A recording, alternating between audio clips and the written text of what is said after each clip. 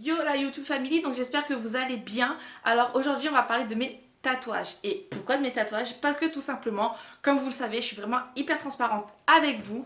Et mes tatouages font vraiment partie de ma vie. Ils font partie des chapitres de ma vie qui m'ont marqué. Et je me suis dit que c'était temps de vous en parler. Parce que d'autant plus que moi j'en ai envie d'en parler. Et que à vous questionner, à vous dire pourquoi j'ai fait ces tatouages là. Donc c'est le moment.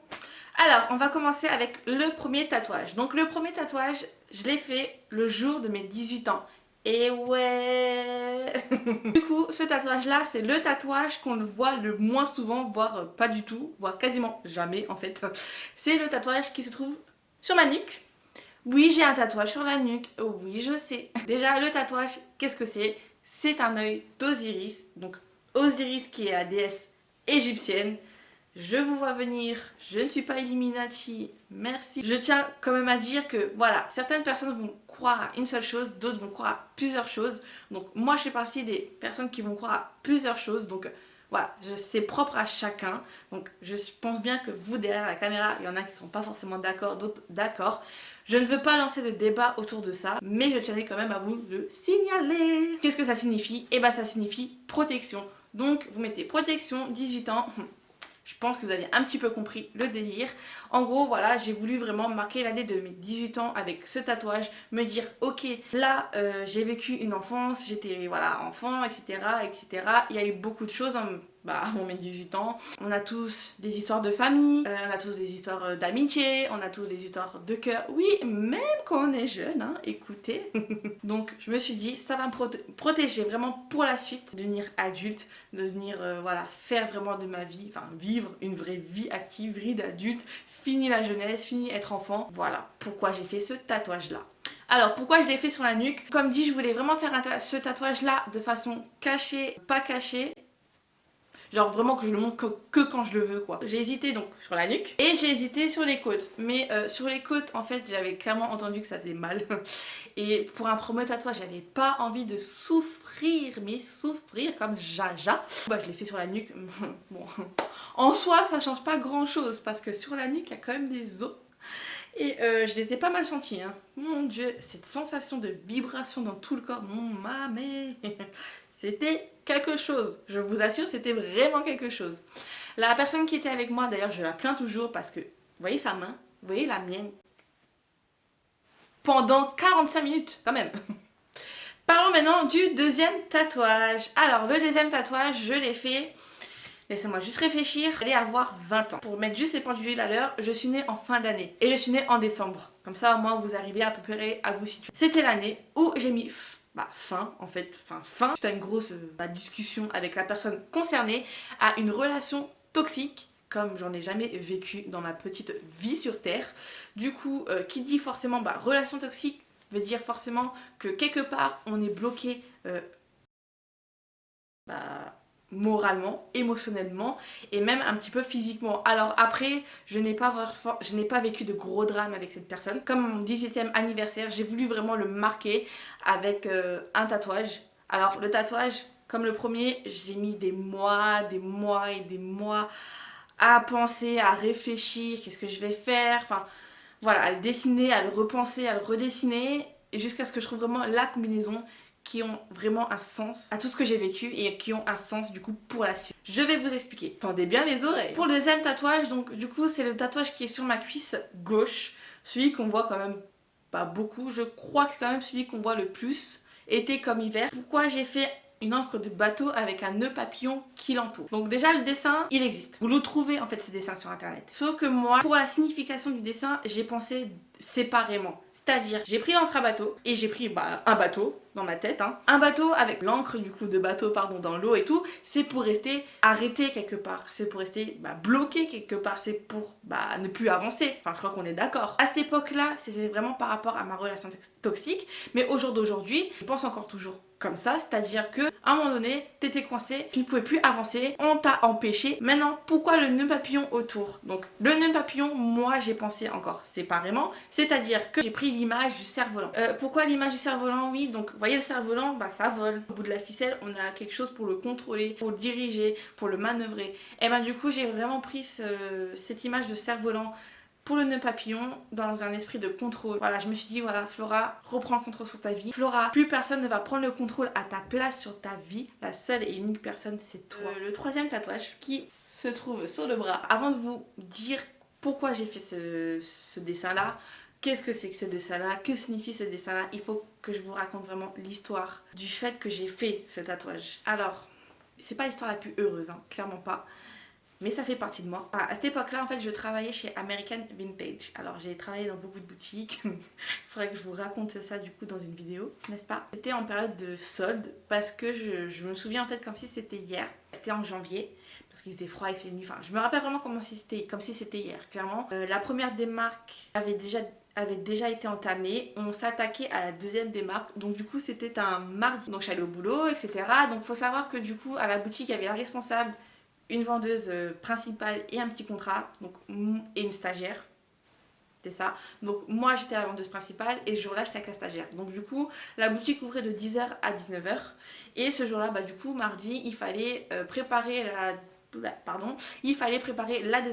décidément, je vais y arriver. Je disais, donc il fallait préparer la deuxième démarque pour le lendemain, donc le mercredi. Donc c'était étiquetage.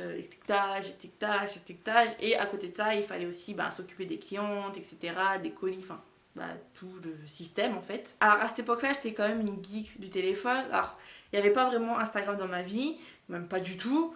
C'était plus Facebook et Snapchat, si je me trompe pas. Cette journée-là, en fait, je me souviens parce que j'étais pas forcément beaucoup sur le portable. Donc déjà en arrivant au boulot, enfin sur le chemin, j'étais pas du tout dessus parce que je crois que j'étais crevée de la veille, enfin je sais plus trop quoi. Si je sais que je faisais aussi de la danse et beaucoup de danse aussi à cette époque-là, je faisais 7 heures de danse, 7h30 de danse, enfin par semaine. Donc j'étais vraiment crevée dans les vapes, clairement.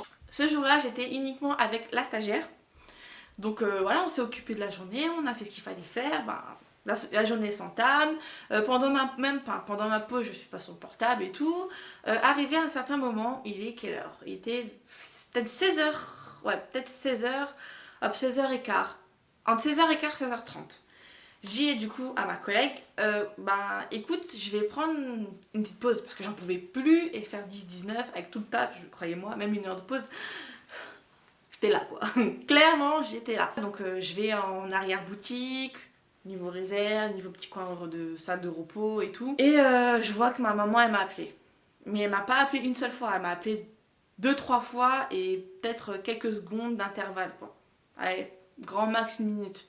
Je me dis, il se passe quelque chose. Déjà, quand votre daronne, elle vous appelle plusieurs fois, il y a un problème. Il y a un problème. Du coup, je me dis, bon, qu'est-ce qui se passe encore? Donc, je prends mon téléphone.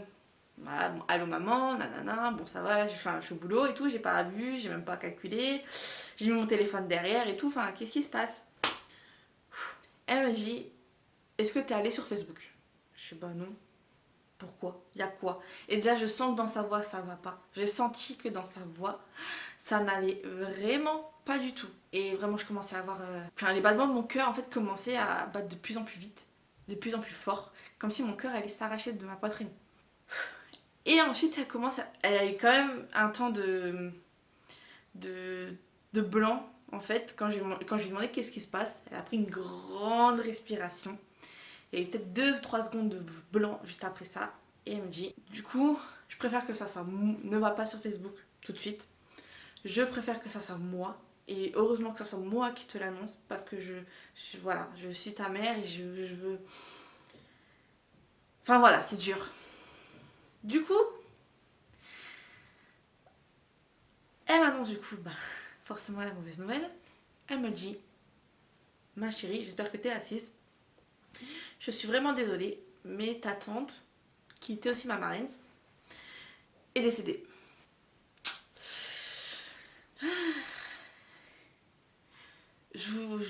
Imaginez-vous, je suis au travail et on m'annonce ça.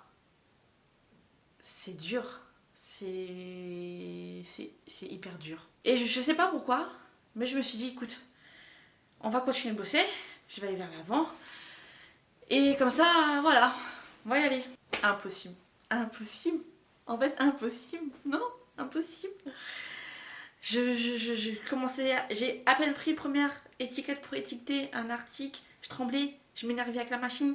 C'est limite, je sortais mes putains des trucs comme ça. Presque, hein, mais dans ma tête, mais je bouillonnais. Vous voyez, quand vous bouillonnez, vous êtes. Non, même pas. Quand vous sortez d'une grosse séance de sport et tout, vous êtes toute. Votre corps, il dégage une telle chaleur. C'était ça. C'était ça. C'était exactement ça. En plus, il y avait du monde. Oh, il y avait du monde autour. Enfin, du monde, quand je dis du monde, c'est les clients. Il y en avait beaucoup. Trop. Trop, en fait. Il y en avait beaucoup trop. Je pétais un plomb. J'ai pété un plomb. J'ai regardé ma collègue, elle m'a dit, c'est pas possible. Tu peux pas. Mais en fait, je pouvais juste servir personne et je ne pouvais rien faire pendant 2 heures. Les 2 heures qui ont suivi, moi j'encaissais les gens, elle s'occupait d'elle, des clients qui étaient encore dans la boutique et tout. La pauvre, mais je pouvais vraiment rien faire. Avant de vous expliquer pourquoi j'ai fait ce tatouage qui se trouve du coup sur mon bras, qui est mon 3e et dernier tatouage pour l'instant, le temps il s'arrête pas, d'accord? Les gens ne sont pas immortels non plus. Faut profiter de chaque personne. Le tatouage que j'ai fait sur le bras, c'est la fleur de lotus en mandala. Donc c'est une fleur de lotus qui, vous pouvez taper sur internet, signifie espoir. Je me suis dit en fait, il faut garder espoir, il faut continuer à vivre. Il faut continuer de vivre en fait pour ces personnes que nous chérissons tant, qui ne sont plus de ce monde, mais qui sont quelque part là-haut, qui nous observent, qui nous regardent. Continuer à vivre pour eux. Et c'est peut-être pour ça aussi que c'est le dernier de mes tatouages entre guillemets, parce que ça m'a vraiment fait un choc en fait. C'était assez dur. Ah bah, ça l'est toujours, hein, parce que forcément. Ah oui, la Flo, ça lui arrive de pleurer aussi. Hein. Ah là là. Voilà, c'est une vidéo où ça parle de moi, mais aussi pour vous dire qu'en fait, je reste comme vous. C'est pas parce que demain, au jour d'aujourd'hui, j'ai 22 000 abonnés par exemple sur Instagram, que je vais me la péter ou que je vais péter plus haut que mon cul, clairement. Donc, je vous fais des gros bisous et j'espère que ça vous a plu. N'hésitez pas à vous abonner à ma chaîne YouTube et à me suivre si c'est pas déjà fait sur ma chaîne, sur ma page Instagram. Je vous fais des bisous.